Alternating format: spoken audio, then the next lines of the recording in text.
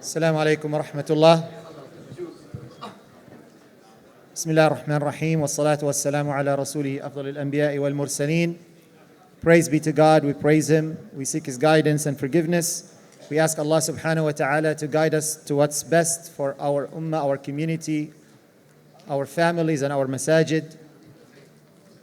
If I may ask everyone to take their seats, we are about to start another important session this morning. And we have with us Dr. Hatem ALHAJ and Dr. RAMI ELZAYAT.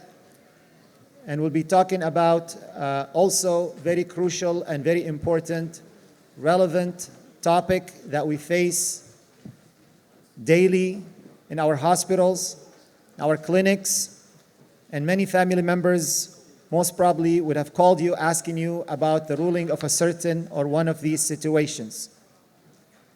Inshallah, we'll start with Dr. RAMI ELZAYAT, who traveled all the way from Canada this morning to talk about medical sedation in Islamic bioethics and jurisprudence and the ruling of medically induced comas.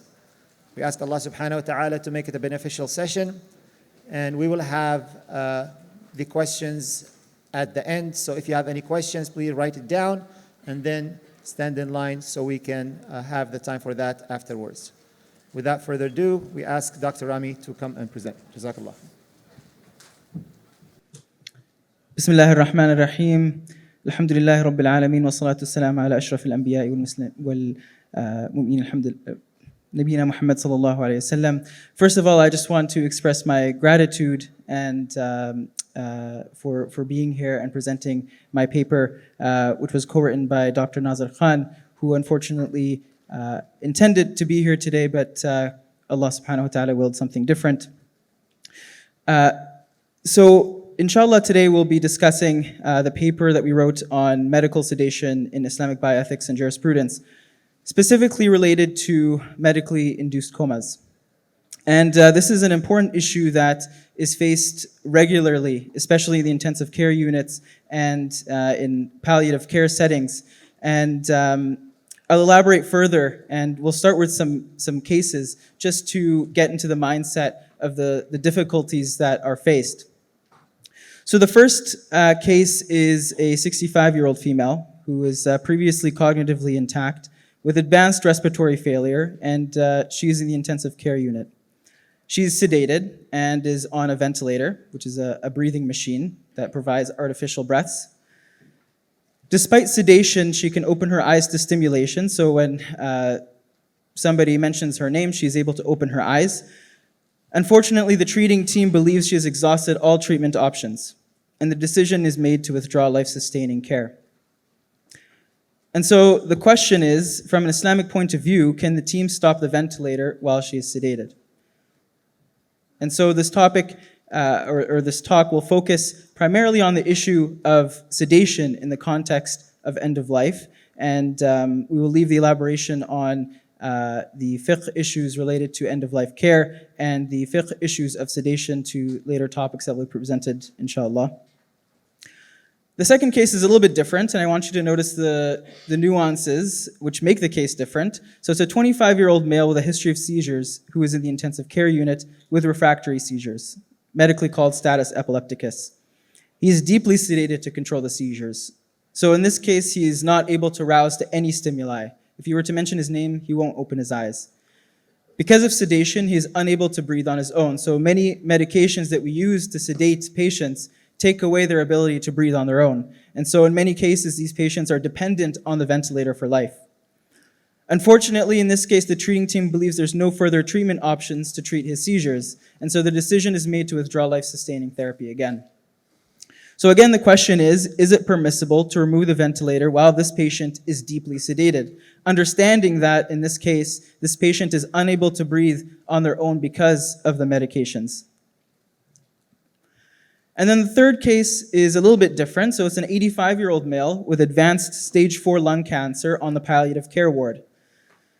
So this patient is admitted because of severe pain. He's at the end of his life, and he's not improving with the usual pain medications. He appears to be in distress and is requesting stronger medications. And the palliative care team recommend palliative sedation, and they start him on infusions. I'll talk a little bit about what palliative sedation means. It's a technical term, but essentially it involves the same medications that is used in the intensive care unit to sedate patients. Due to the medications, his level of consciousness is decreased, but he can open his eyes to stimulation. So is this level of sedation permissible for this patient who is now sedated because of refractory symptoms and pain? So we'll start off with elaborating on the different definitions. So what is a medically induced coma? So medically induced comas is a colloquial term. It's not used in medical settings, where instead it's just called sedation. So it refers to the reduced state of consciousness brought about through the use of sedating medications, and almost all patients in a modern ICU will receive some form of sedation. And I'll talk a little bit about the indications. Some of the most common sedating medications include propofol, opioids, dexmedetomidine, ketamine, midazolam. These are just examples of medications, and again, the fiqh principles that underlie the use of these medications will be elaborated further with the talk by Dr. Hatem ALHAJ. These medications are used specifically, the ones that I mentioned up above here, because they're given as infusions, and infusions allow the possibility of titrating these medications. So they have short half-lives, which meaning that they last in the blood for a short period of time, for the most part, and you can adjust the level of sedation by adjusting the infusion rate or the concentration of these medications. Some other IV and oral medications that are commonly used in this setting are antipsychotics, benzodiazepines, and clonidine. And these are usually adjuncts to the initial IV infusion medications. So if a patient is still uncontrollable with all the infusions that are running, we may add on other oral medications or IV medications to try and control them and sedate them further. So fortunately, there's different levels of sedation that can be achieved through the use of these infusions. And the underlying paradigm with all of the sedation is to use the minimum amount of sedation possible. Like I'll mention in later slides, there are actually downsides to sedation. And so the medical paradigm is to use the minimum necessary in order to achieve the desired goals, which is usually to treat patients' medical conditions or their symptoms. And so there are standardized scoring systems. The most common is called the RAS score, the Richmond Agitation Sedation Scale. And I put the table up here just to give you a sense of the degree of control that we have over sedation. So usually in the ICU, we target a RAS score of 0. So a RAS score of 0 corresponds to a patient that is alert and calm. They are able to answer questions. They're able to collaborate. So if you ask them to do some physiotherapy, they're able to do physiotherapy. So right now, me and you, we're a RAS score of 0. Patients who are sedated, mild sedation, would be a RAS score of -1. So these patients, they'll be drowsy. If you mention their name, they'll open their eyes. And then if you go all the way down to a RAS score of -4 or -5, these patients are unrousable. So the difference between a RAS score of -5 and -4 is that at -5, there's no muscle movement whatsoever. Commonly, these patients are paralyzed with other medications, like paralytic medications. And a RAS score of -4 corresponds to a patient that no matter how much you rub them, you give some painful stimuli, they won't rouse very much. Contrast that to a RAS score of +4, which is a combative, agitated patient. This patient is at risk of pulling out their endotracheal tube, they're at risk of pulling out their central lines and punching staph. And so these are very agitated patients. So in general, we try to bring down the RAS score to RAS score of 0. If we need to sedate patients further, we'll target a RAS score of -2, -3, -4, depending on the situation, or -5 in very severe circumstances. So these are some of the common indications for sedation. There are disease-specific indications and there are patient-specific indications. This is not an exhaustive list, but these are just some examples. So for disease-related indications, a patient may come in with respiratory failure. And in that context, the sedation is used in order to control their breathing on the ventilator. So if you can imagine, a ventilator is a machine that just injects air into and out of the lungs. So you can imagine that's a very uncomfortable thing to have oxygen just blowing into your lungs at random intervals. And while there's attempts to try and synchronize the ventilator with the patient's own breathing, sometimes that's not possible. And so sedation is used in that case to try and make this a more comfortable experience for the patients and actually improve their respiratory failure. Cardiovascular failure is another example. So in patients with severely low blood pressure, sedating them can actually improve their blood pressure by removing their oxygen demands from unnecessary muscle activity to where it actually needs to be the most, which is the brain, the heart, and other vital organs. Severe seizures is another example. And so severe seizures require fairly deep levels of sedation. The medications that are used for sedation, the ones that I mentioned previously, are actually useful as seizure medications as well, or many of them are, because they control and limit the abnormal brain activity that's associated with seizures. And so the level of sedation needed to actually control some of these seizures is actually quite deep. So many of these patients have a RAS score of -4. And then the last category that I'll mention, again, this is not an exhaustive list, but for example, traumatic brain injuries. And in those patients, they have a high pressure inside of their brain for a number of reasons. And so sedation in that context is used to try and decrease their oxygen demands so that it can go to the brain. And also, sedating patients will decrease the pressure in the brain as well. So those are some of the disease indications that are used, that sedation is indicated for. And there are some patient indications as well. Most commonly is pain and agitation in the ICU. So pain and agitation pretty much go hand in hand. When a patient is intubated in the intensive care unit, oftentimes if they're agitated, you don't know if it's pain, if they're delirious. And so a lot of times, ICU admissions do involve some amount of pain. And so sedating medications are used to try and make the patient experience a little bit more comfortable. Procedures and interventions are also another reason. So much like the operating room where anesthetics are used for surgeries, sedation is also used to facilitate some procedures and diagnostic procedures or therapeutic procedures as well. And then the last one is actually an important one, and it's the most tricky in terms of the fiqhi bioethical issues that come about from it, and it is the palliative sedation, which is another potential indication, which I'll talk about. So like I alluded to, sedation is a necessary evil, in that there are some harms associated with sedation, even in the medical literature. Historically, many ICUs and physicians used to give patients essentially uniform sedation. They would keep them completely sedated, something like a RAS score of -3 or -4, so that they're very unrousable for several days, regardless of their disease. But over time, as studies have shown us, there are actual potential harms with oversedation. And these include increased weakness. So you can imagine if somebody is sedated, they're not moving their muscles at all. And so the paradigm of if you don't use it, you lose it, the muscles start breaking down. So every day, the intensive care unit, you lose about 2% of your muscle mass. And so patients end up getting quite weak, especially if they're deeply sedated. Weakness also translates to longer time on the ventilator. Patients that, you can imagine, respiratory muscles are like your biceps. They need workout, they need to work, and if they don't work, they stop functioning properly. And so the workout of the respiratory muscles is breathing. And so if there's a ventilator that's breathing for you, those muscles will atrophy, and you will essentially get respiratory failure just from weakness, from being too sedated for too long.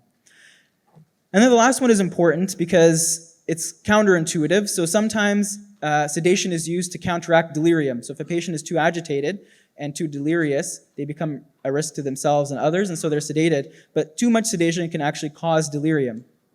And imagine yourself in a situation where you have some sedating medications on board. It's not really clear to you what time of day it is, who these people are, where you are. You just have a foggy kind of recollection of what's going on. And so a lot of those patients actually end up becoming agitated, and some of those patients actually end up are developing post-traumatic stress disorder from the experience of being sedated and delirious in the ICU. And so again, I want to emphasize that the paradigm is to use the minimum amount of sedation necessary to achieve achieve disease control, and also a patient that is safe and comfortable. So now that I've laid out some of that background information, I think it becomes clear a little bit some of the issues that are related to sedation. So from an Islamic legal perspective, the use of sedation is permissible if the objective is to treat a medical condition or to treat suffering. And it's something that's going to be elaborated further on further other lectures. So it's not the focus of this talk. What I want to focus on is some of the concerns that sedation that come with sedation outside of the permissibility of its use. And so the main concerns that actually come are when the goals change from the treatment of disease to palliative care. And so this change from medical care to palliative care is a paradigm shift in that the goals of the patients change. So with medical care, the goal is to treat the disease and to try and prolong the patient's life and hopefully cure the patient. Whereas a shift towards palliative care is more of a shift towards instead of trying to treat the disease, you're treating the symptoms that come from the disease in anticipation that the patient will pass away because of the disease. And so this paradigm shift is incredibly important when it comes to patients who are both on sedation and those who are requesting palliative sedation. So what is palliative sedation? So palliative sedation is the administration of sedatives at the end of life to achieve a state of mild to deep sedation reserved for palliative patients with severe refractory symptoms. And so this definition is fairly common in the guidelines for palliative sedation, but there are some ethical concerns that come with it. So number one, the first question is, what constitutes severe refractory symptoms? So when can you use palliative sedation? The second question is related to the Islamic rulings that pertain to palliative sedation. So the ramifications of palliative sedation from an Islamic perspective.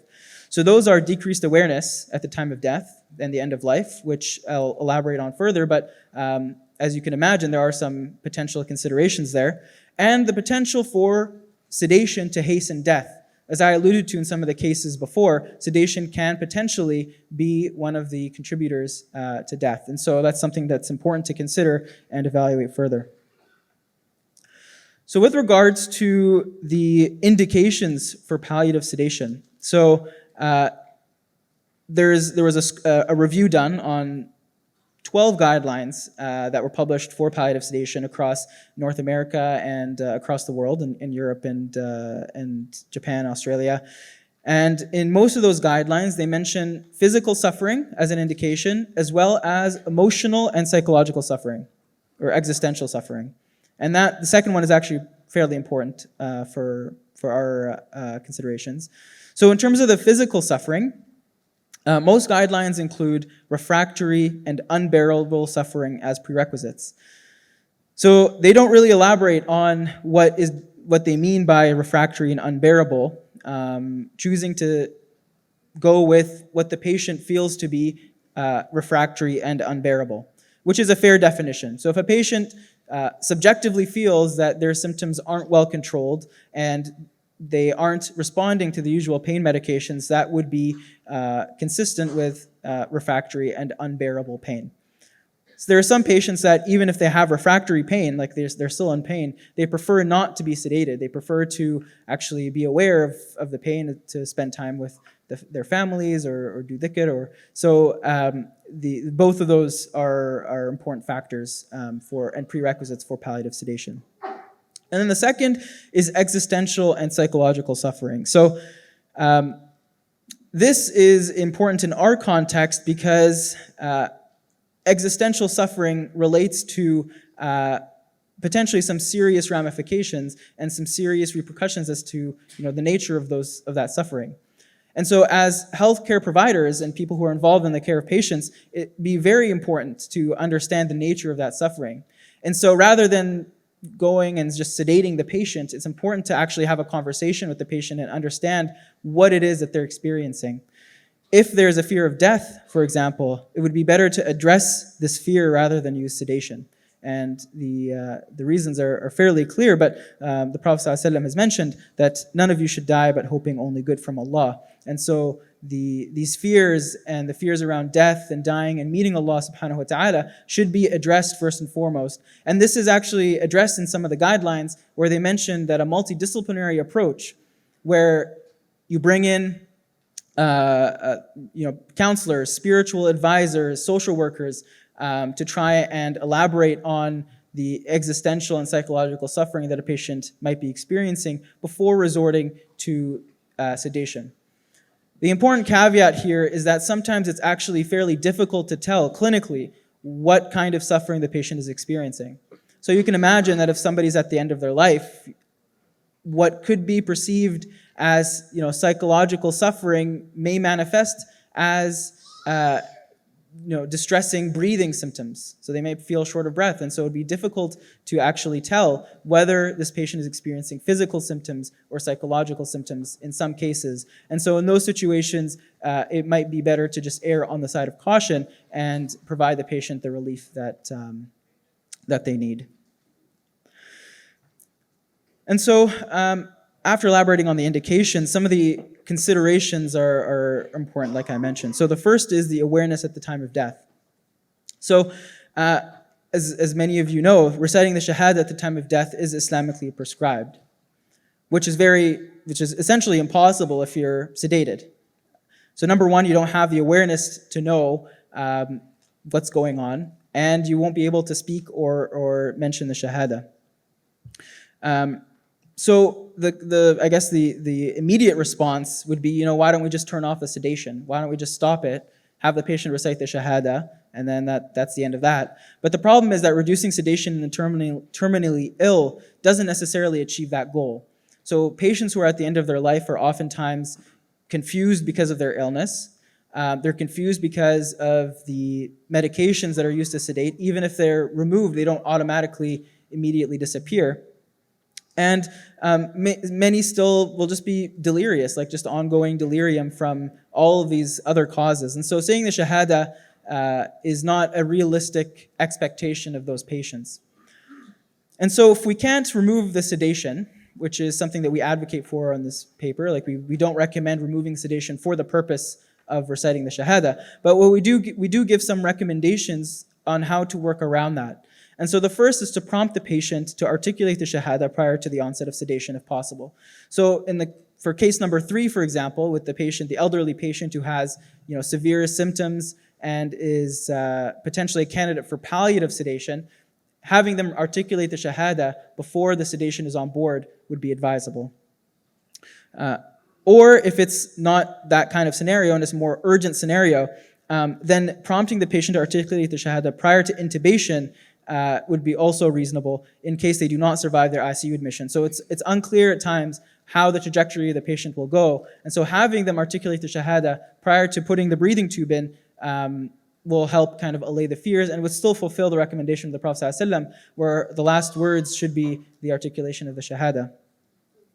And if already intubated and they're already sedated, then reciting the Shahada in the patient's ear prior to withdrawal of life support could be an option as well. So there are studies that show that patients, even if they're fully sedated, they may still have some experience of awareness. And that's a lot of where the post-traumatic stress disorder comes from with these sedated patients. And so reciting the Shahada, patients may be aware enough to understand what that is, and we hope for the best in that situation. And the second point is the question of hastening death. So the problem is if sedation actually hastened death, would this make palliative sedation similar to euthanasia? And this is a question that was posed by in the secular bioethics literature, and it was actually discussed many centuries ago by Thomas Aquinas, who talked about the principle of double effect. The principle of double effect essentially stems from the problem of what happens if a man kills another man in self-defense. So Thomas Aquinas said, he gave 4 different kind of criteria to fulfill this principle, but the summary of it is that essentially one must intend the good effect, which outweighs the bad effect. So the problem with this kind of conception is that the outweighing part is very vague. Like, how do you outweigh the harms of something that you can't really foresee in the future? So this principle was actually used to justify collateral damage. So for example, countries bombing other countries. How do you quantify the lives of innocent civilians lost? It's very hard to make that justification. And the other problem with that is that many physicians and nurses actually regard hastening death as a good effect rather than a bad effect. And we see this, there was a study by Dutch physicians, it was a survey that essentially showed that about 50% of physicians actually wanted to hasten death with the use of sedation. And this is not so far off in Canada, where we have new legislation that promotes medical assistance in dying or MAID. And so I guess the Islamic perspective of this is there's a few considerations to make. So the first is that from an Islamic perspective, we know that life is fundamentally sacred, and ending one's life is prohibited, as mentioned in the Quran in Surah Al-Baqarah. The Prophet ﷺ also mentioned that the alleviation of suffering is virtuous. Whoever alleviates the suffering of a believer, Allah subhanahu wa ta'ala will alleviate their suffering on the Day of Judgment. أو كما قال. The goal of medical therapy is to cure the disease when there's no reversible condition. So the goal of medical therapy, the other paradigm, is to cure the disease, but when there's no reversible condition, it is to minimize suffering, which is one of the virtuous actions that we can do with regards to end-of-life care. And the other consideration is that one should not wish for death.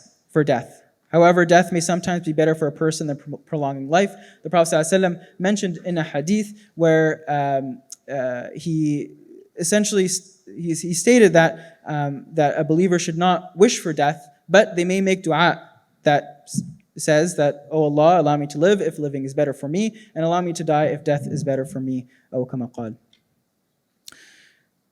And so there are a few Islamic legal maxims that are used to justify the use of palliative sedation in our paper. So the first is al-umur bi-maqasidiha. So matters are evaluated by their aims and goals. And this is one of the 5 major maxims that arise from the famous hadith: actions are judged by intentions, innamal a'malu bin-niyat. And this maxim is used to justify the fact that the aim of sedation is not to end a patient's life, but rather to alleviate their suffering. So that's number 1.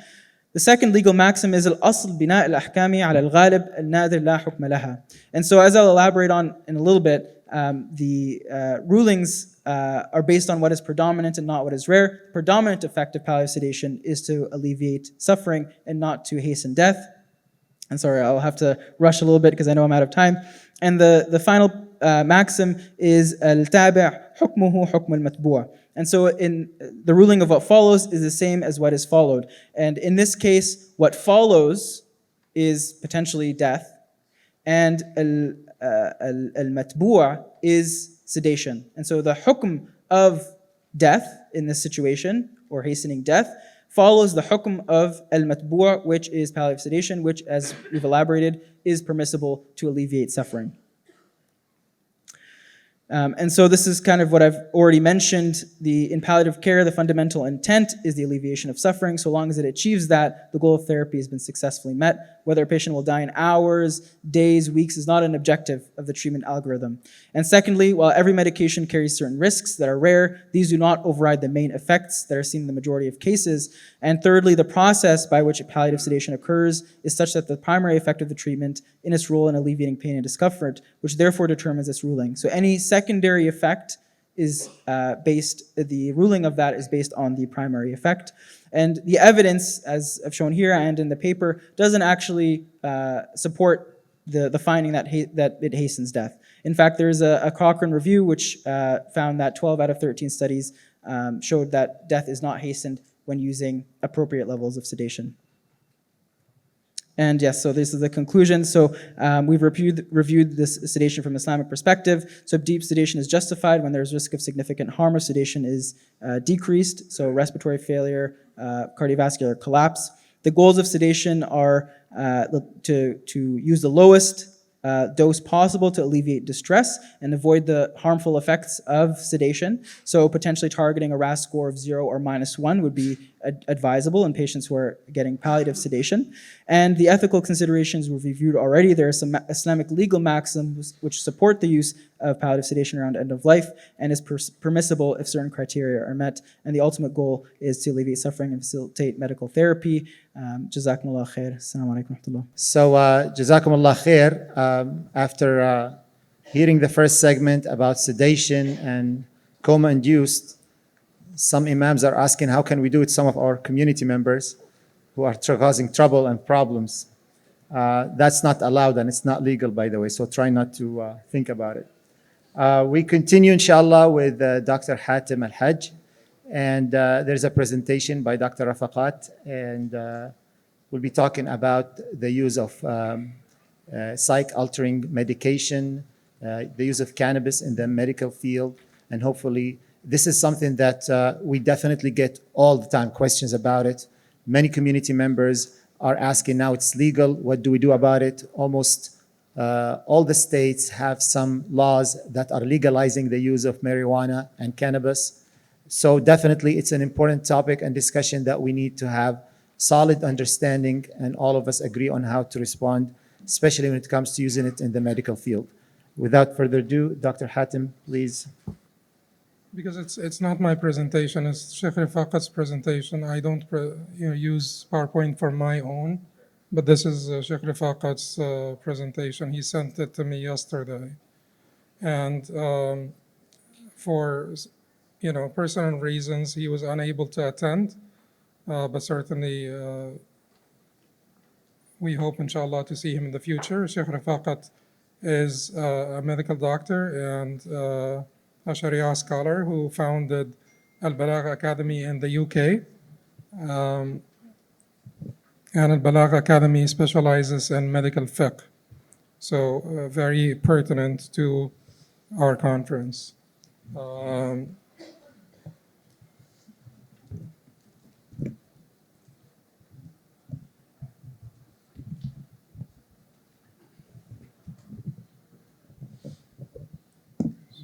Okay, now, Bismillah, alhamdulillah, salatu wassalamu ala rasulillah wa alihi wa sahbihi wa man wala. So, there are two papers that you will have, and both of them are about the use of narcotics and the use of mind-altering medications. One is mine and one is Sheikh Rafaqat's. So, since I used a little bit more time for my first presentation, I will not present mine. But I'll throw in a few words about my presentation towards the end, and I'll try to dedicate all the time to Sheikh Rafaqat's presentation, or Sheikh Rafaqat's paper. And there is a great degree of overlap. His is in English, mine is in Arabic, but there is some degree of overlap between the papers. So, mind-altering substances, the Sheikh starts here by saying that mind-altering substances are categorized into four types based on effects: al-muskir, al-mukhaddir, al-muraqqid, al-mufsid. So al-muskir would be intoxicants like alcohol, and al-mukhaddir would be psychoactives like opioids. Al-muraqqid would be depressants like sedatives, and al-mufsid would be neurotoxins like chemotherapy, for instance, or things that will cause toxicity to your brain cells and affect your brain in this way, toxic substances. So the first one, actually al-muskir, whether we should use intoxication for iskar is a big issue. That's the pivotal issue here. Is iskar intoxication or inebriation only? Inebriation basically is the intoxication that results from the consumption of alcohol. Intoxication is the result of the consumption of any mind-altering, confounding, any medicine that can confound the intellect would be called an intoxicant. So marijuana is an intoxicant, cocaine is an intoxicant, LSD is an intoxicant, alcohol also is an intoxicant, because if you believe that inebriation and intoxication are the same thing and all of them go back to one effective cause, which is the confounding of the mind or the intellect, then that's basically a school. That's a fiqhi school, and this is an important fiqhi school. It's an important take on the issue, where khamr basically is about confounding the mind. All of the additional secondary symptoms, such as al-ithara, al-tarab, al-nashwa, al-arbada, exhilaration, stimulation, the wildness, and the pleasure that comes with inebriation or with the use or consumption of alcohol, or all of these are secondary to the confounding of the mind, or to what some of our scholars, many of our scholars, in fact, consider to be the one effective cause behind the prohibition of khamr. So that's a discussion that is worth having. The bottom line here, and because it's very hard to pace myself with these presentations, because you just can't condense like a 40-page paper in 20 minutes. It's just not doable. But the bottom line here is khamr is haram, right? Khamr is haram, and khamr is haram because of what? تغييب العقل. فإن تغييب العقل حرام بإجماع المسلمين. Because confounding the intellect is haram by the consensus of Muslims. So is everything that causes the same effect, that confounds the intellect, that causes the same effect of khamr on the intellect, impairs your judgment, confounds your intellect, impairs your judgment, does everything that have the same effect take the same ruling? That's the bottom line. That's the crux of the whole issue. So in this way, with narcotics, with LSD, with cocaine, heroin, morphine, all of these things, marijuana, qat also, with all of these things that cause intoxication, take the same rulings as khamr.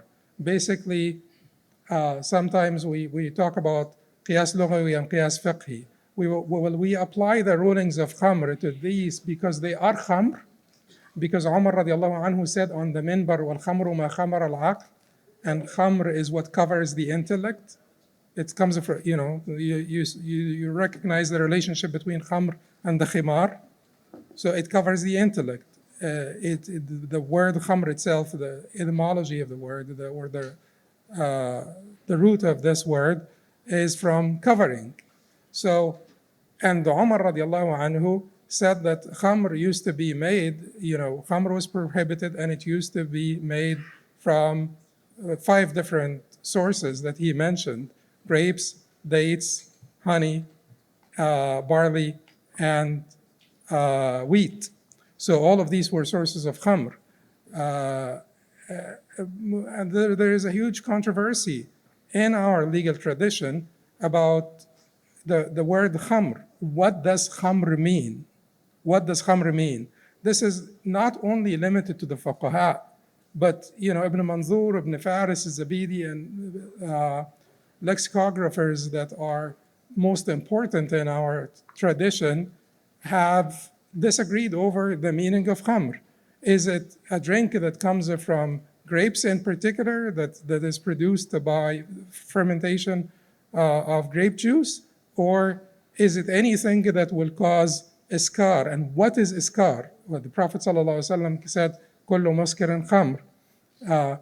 Will you basically use the word intoxication, the general word intoxication, to translate iskar?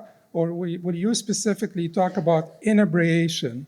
And the difference between them, sometimes they are used interchangeably, even in English. But the difference between them is that inebriation is more specific to the symptoms that arise after the consumption of alcohol, versus intoxication, which is more general. So بينهما عموم مطلق. So intoxicants will be the larger circle, and within the larger circle, inebriants will be the smaller circle, all within the larger circle. So that is the whole issue. So if we say that all of these things that confound the intellect are khamr, by definition, I mean by definition what? It's qiyas lugawi, it's just it's basically linguistic derivation. They are khamr by language. Or am I going to say they are khamr by legal analogy or by comparative analogy with the khamr, because they share in the same effective cause or the same illah of confounding the intellect. And in this case, will they take all the rulings of khamr? Will the other manifestations of inebriation be consequential so that we make a distinction between morphine and whiskey? Will we make a distinction between morphine and whiskey because the other manifestations that come with whiskey are actually consequential legally? What are they? Exhilaration, stimulation, the pleasure, and the wildness, that come with inebriation. That's another important question. So the papers basically talk about this, and because I'm going to run out of time before I even know it, I just want to tell you that we both agreed that they will not take all the rulings of khamr, that the mind-altering substances are not one category.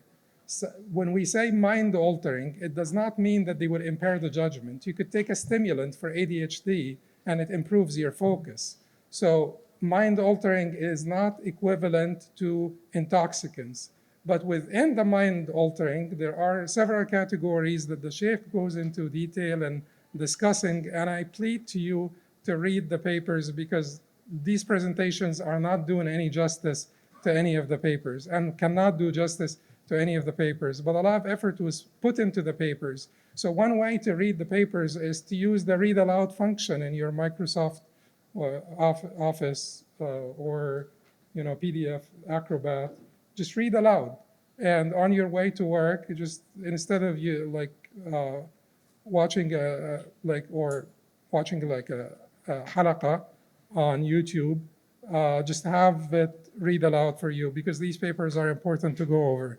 Anyway, so the papers seem to agree that these mind-altering substances that are considered the mukhaddir will basically share with khamr in the complete prohibition for recreational use, complete prohibition for recreational use or for non-medical purposes. These are completely prohibited because there is no question about the prohibition of confounding the intellect and impairing the judgment in Islam. Imam ibn Taymiyyah, Taqiyuddin ibn Taymiyyah, rahimahullah, reports the consensus of all Muslim scholars, that confounding the intellect or impairing the judgment is categorically haram in Islam. So this is clear, right? So marijuana, pot, morphine, all forms of narcotics, all substances that would cause any form of intoxication, whether it is inebriation also or not, whether it leads to the same manifestations of khamr or not, are haram. But are they impure? Do we apply the same rulings of khamr? So are they punishable by had? Okay, so it's already yellow. But is it punishable by had? Are they impure? And what else? Basically, there is ولا تقربوا الصلاة لا يا أهل الذين آمنوا لا تقربوا الصلاة وأنتم سكارى حتى تعلموا ما تقولون. This is a little bit easier. Sukara here means what? لا تقربوا الصلاة وأنتم سكارى means what? What is sukr in this case?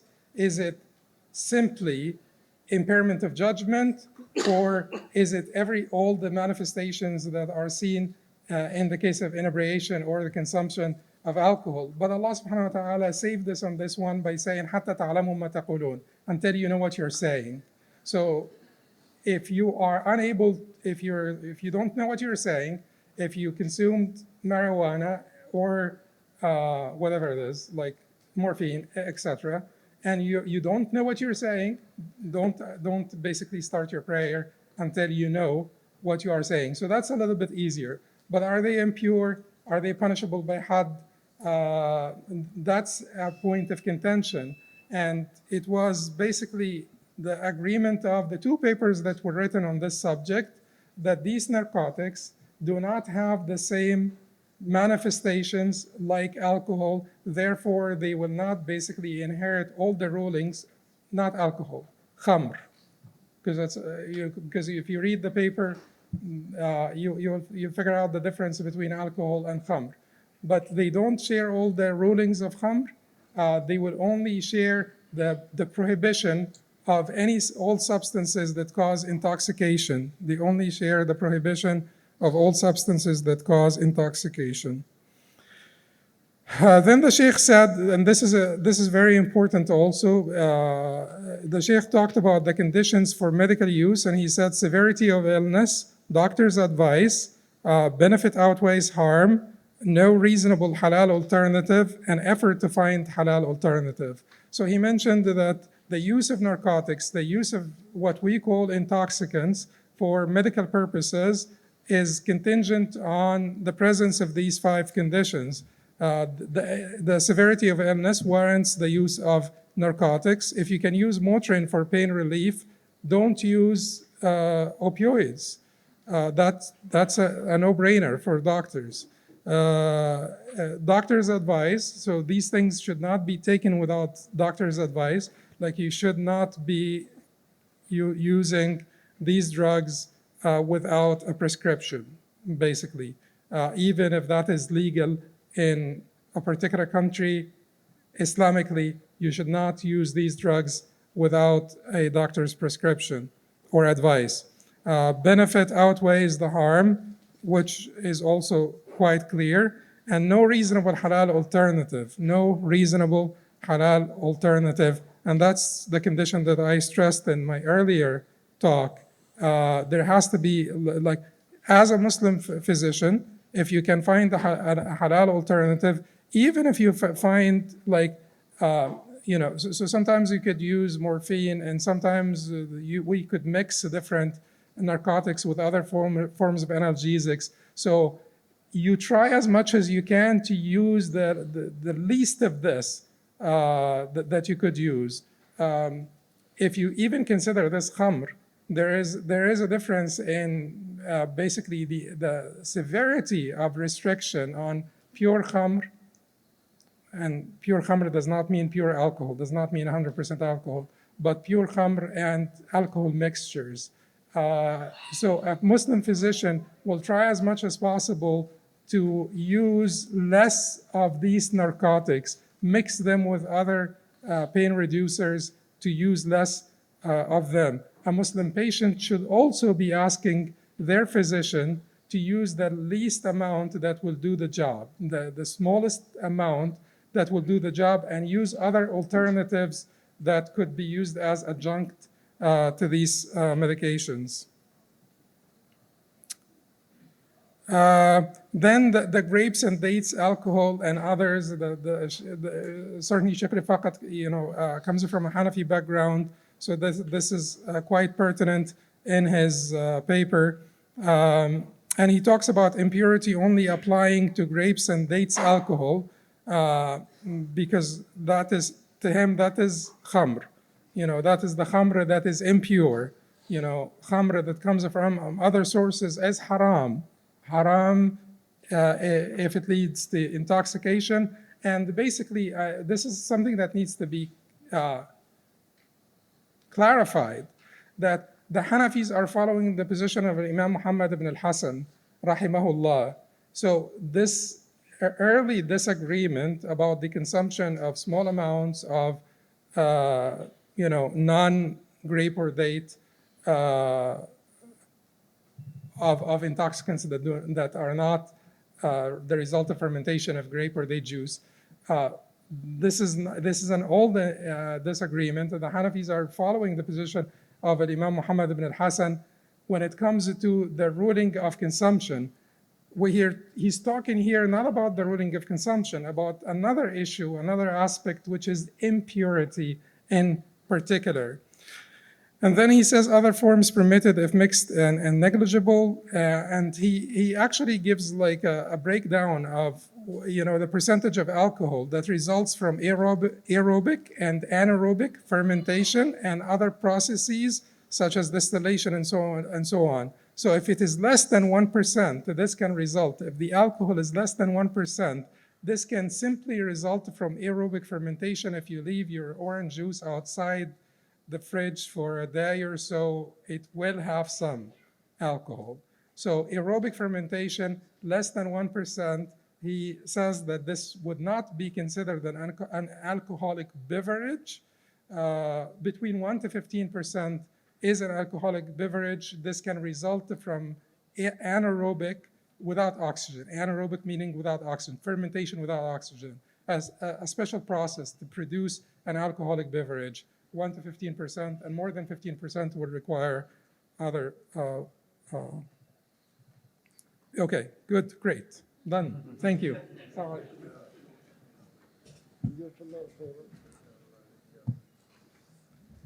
Jazakallah khair. The research or the paper is on page 126 in the conference book, and it's something that's definitely we need to spend some time reading in it. One of the points that I noticed in the paper, it's the difference between al-mukhaddir wal-mufattir, and it's not al-mufattir. Al-mufattir, that's when the Prophet ﷺ described it in the hadith, or Aisha radiallahu anha said in the hadith, as mentioned in the book. So this is something that we're definitely facing as a problem, and one of the things that we can use as imams when we talk to our community about the halal and haram, or the permissibility of these uses, also to include the harm or the damage or a darar that comes out of this. Now there is a pandemic in the United States among teenagers who are getting addicted on these drugs or these medications, that they steal it from their parents' cabinets and they start taking it and they get addicted to it. So that is another thing that I definitely advise that you reach out to your local law enforcement. They will have a presentation about this important topic and will present it to the community, and then you can present the permissibility of it from a halal or haram point of view, inshallah. So with that said, we'd like to start with few Q&As. We'll start with the sister side. Do you have any questions from the sisters? Yes, go ahead. Yes, I do. Assalamu alaikum. You had mentioned marijuana as one of the psychoactive components of drugs. But however, I didn't hear you mention the other component. So marijuana does have, actually marijuana is just the racist term for medical cannabis or hemp, which is the legal term. So marijuana does have many compounds in it. One of them abundantly found is CBD. A lot of people do take CBD, and a lot of Muslims don't want to take CBD. CBD is not the psychoactive component part of the marijuana plant. So I'd like to hear a little bit more about that. That's very important in the community. I wanted to give a presentation in our masjid, and our imam wasn't very interested in me doing that because he didn't have a lot of knowledge on the topic. Yes, so the THC part is the part that's intoxicant. The CBD is not intoxicant. Therefore, if you can extract the CBD, marijuana is a plant. We don't have any grievances against a plant. We have the grievances against the effect of this plant on the mind. So if we can extract from this plant something else that will not cause intoxication, we don't have any enmity against the plant itself. So CBD is fine. It does not cause intoxication. It's extracted from marijuana, but it does not cause intoxication. We don't have a problem with it. Okay, thank you. Go ahead. Assalamu alaikum. My question is for Dr. Ziyad and for the fuqaha. Inshallah, the euthanasia is, by majority of scholars, is forbidden in Islam, correct? So the question is related to the palliative sedation that may result in death or expediting death or hastening death, right? So if we know that this palliative therapy will lead to death, becomes like an indirect euthanasia. So, and I've read your paper and I've listened to you. So my question, is this permissible? Because you've written that it is permissible as a result. Now, I know you have mentioned these Thank you. results may not be common. Can I stop? You got your question? You said your question, right? Let him answer it. I did not finish my question, and I have 1.5 minutes, correct? Did I finish my 1.5 minutes? You did right now. No. Well, you took my time. So and that's permissibility. How do you, and I want it from our fuqaha, inshallah, the ruling on this palliative sedation. Jazakallah khair. Jazakallah. Jazakallah khair for the question. Yeah, so it is a difficult thing sometimes to appreciate. But so in the paper and in the talk a little bit briefly, the intention is essentially the differentiating part. So the intention of euthanasia is to end life as quickly as possible. And patients who go that route of euthanasia, they're given IV medications or oral medications that will stop their heart and they'll pass away immediately. Versus for palliative sedation, the intention is to treat the symptom. And the unintended consequences of that could be death earlier than expected. Number one, the studies that were done on this didn't show that they do actually hasten death. But even if it did, the underlying intention behind it is to alleviate suffering. So in the same way that you target symptoms for patients who are not at the end of life, patients who are at the end of life may need a little bit more medications. But it's that intention piece that makes the difference between euthanasia and palliative sedation. Jazakallah khair. Thank you. That side. If we can make the questions really short and brief. So it's basically safe practice, like you do it safely, and every medicine has unintended, undesirable side effects. That's all medications, not only sedatives. We do have to close, so if we can have just brief question on this side. Assalamu alaikum. I had quite a few questions, but let me talk about this particular subject about the sedation. Allah says in the Quran, "Alladhi khalaqal mauta." What happens is if you look at any person, they might be dead. When is a person considered to be dead? Because they always have the potential of coming back to life again. Like Allah mentions in the Quran, a person died for 100 years, then Allah brought them back to life. So when is a person considered to be dead? Khalas, bury the person, not give that potential, oh, maybe this person will come back to life.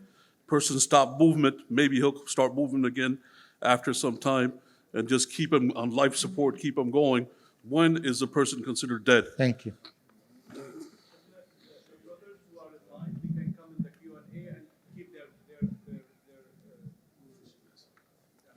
For the next. Jazakallah khair for your question. So there's recently actually the guidelines that were published on when is a patient considered dead. So there's two main categories. So the first is something called brain death. And there's recent guidelines that were published on this, but essentially brain death is death of the brain. So all circulation to the brain has ceased, the brain is no longer functional, and the patient has a functioning heart, so the heart's still beating, but the brain is no longer functioning. And so there's no consciousness, there's no awareness, and there's no chance that the patient will recover. So that's number one. So brain death is almost certain death, and it's actually defined now that brain death is death, according to those guidelines. The second situation is circulatory death, and circulatory death is what happens when the heart stops beating and circulation stops in the body. So that one is a little bit more challenging in situations where, in the intensive care unit, for example, where patients are still alive, technically, you know, their heart's still beating, their lungs are still breathing, but their medical condition is not going to change. In that situation, that's when conversations about withdrawing life-sustaining therapy start happening. And that's kind of the this is where some of the fiqhi challenges lie. So I do want to make a point about the overarching paradigm of decisions regarding medical care. So, I mean, we read about certain miracles in the Quran and certain miracles in Islamic history and in books. But when we operate on certain, when we want to make a decision in the medical context, we use our existing medical knowledge of science and biology to inform those decisions. Allah subhanahu wa ta'ala can do whatever He wills with the body, and there is potentially some miraculous nature that could happen. But the way that we inform our decisions is through the biological plausibility of that. So when a patient is to the extreme where they will no longer benefit from existing therapies, and actually the harm of existing therapies like the ventilator, the blood pressure medications, all of those things that are keeping them artificially supported and alive, when the harms of those outweigh the potential benefits, like in the case of futile treatment, which I believe is a different talk, that's a situation when you could consider withdrawing life-sustaining therapy and the patient will pass away when their heart stops beating. So I hope that answers your question. Jazakum Allah khair. May Allah subhanahu wa ta'ala reward you. Just add a little to this. So brain death is considered death from a medical perspective. It's still up for discussion Islamically. And the International Islamic Fiqh Academy did actually agree with the medical perspective that brain death is death. International Islamic Fiqh Academy is the Majma' of the OIC, Organization of Islamic Cooperation. The Majma' of the Muslim World League did not agree with this, and they considered the brain death to basically justify removal of life support, but not equivalent to death. And the discussion is still ongoing between the scholars on both sides. So it's a controversial issue. Circulatory death, actually Sunni scholars have not paid any attention to the issue of circulatory death. The signs of death in our Sunni tradition, the surest sign on death in our Sunni tradition, and the first one is cessation of breathing. And they said that if there is confusion or like uncertainty, then certain features, postures and features and skin tone and color, and even they said wait until they smell. If you're still uncertain about this. It is the Ibadi fuqaha that pointed out the circulatory thing, and the Ibadi fuqaha are the ones who said to feel for the pulses. But traditionally, we have considered cessation of breathing to be the sign for death, and then ancillary or secondary signs have been considered as well. Now, the discussion now is a little bit different because of the advances in medical technology, and brain death caused a problem for us because you could be on life support, brain dead, and your heart is still beating. So the International Islamic Fiqh Academy, which is the largest fiqh academy that we had, said it is death. The other fiqh assembly of the Muslim World League said it's not death. And there are many, many scholars who contend that it is not death. But some of them will say it would justify removal of life support, and that's the vast majority of them. Some of them would go as far as saying it would not justify removal of life support. Then when do you declare the patient death? According to this very sizable group of fuqaha that do not consider brain death to be death, they would say remove the life support, and once the heart stops, declare death. The only practical difference, because this happens only minutes after brain death, the only practical difference between these two groups of fuqaha, not considering now the fuqaha who said don't even remove the life support, but the only difference between these two groups of fuqaha is in the 4 minutes between the removal of life support and the stopping of circulation. If someone of your relatives died, you inherit them. Anyway. Jazakallah khair. Thank you very much. May Allah subhanahu wa ta'ala reward you both for this contribution in this session. Jazakumullah khair for your patience. We do have a break right now, and after that, the session is open discussion. Please try to be back and participate in it. Assalamu alaikum wa rahmatullahi wa barakatuh.